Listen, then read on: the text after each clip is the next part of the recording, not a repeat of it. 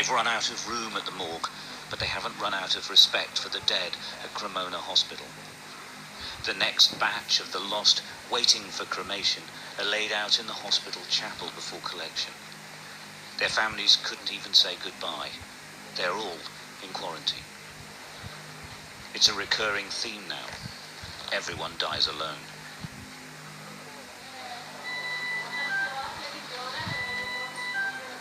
They came from here, the hospital's intensive care unit, which is on the brink of collapse. This is what it looks like when the virus overwhelms, and here in Lombardy, it's overwhelming.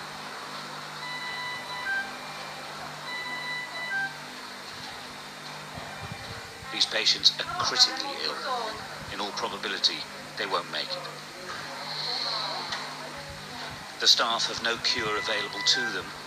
They're just trying to keep them alive. Every 13 to 16 hours, they turn the patients over to relieve the pressure on the lungs. Without doubt, she wouldn't survive without constant attention. The patients are highly contagious.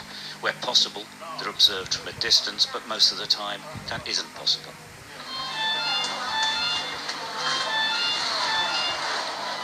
Nobody takes any risks. They wash and sanitize constantly. Gloves, masks, and protective clothes are regularly changed.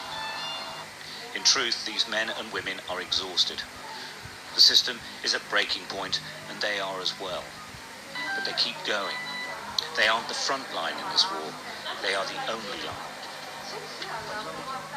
It's a very dangerous, is a disaster, is a tsunami.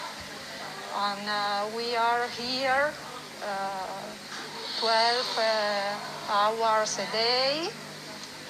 Only we are go to home for a few hours and come back here for the work, because we are here for the patients.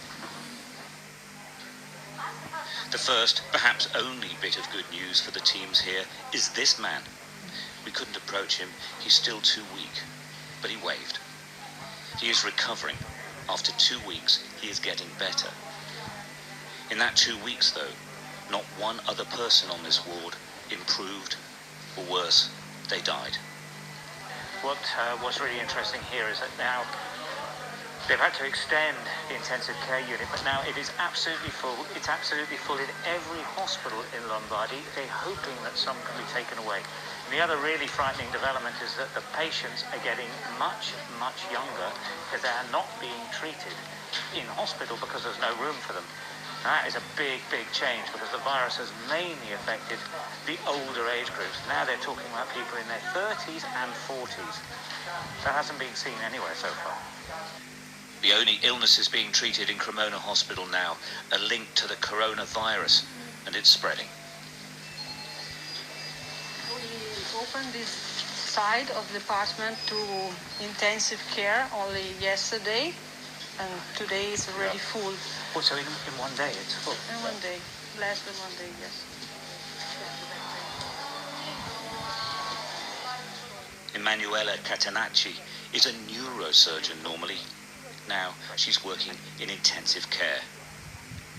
She asked to send a message to the world. Lockdown.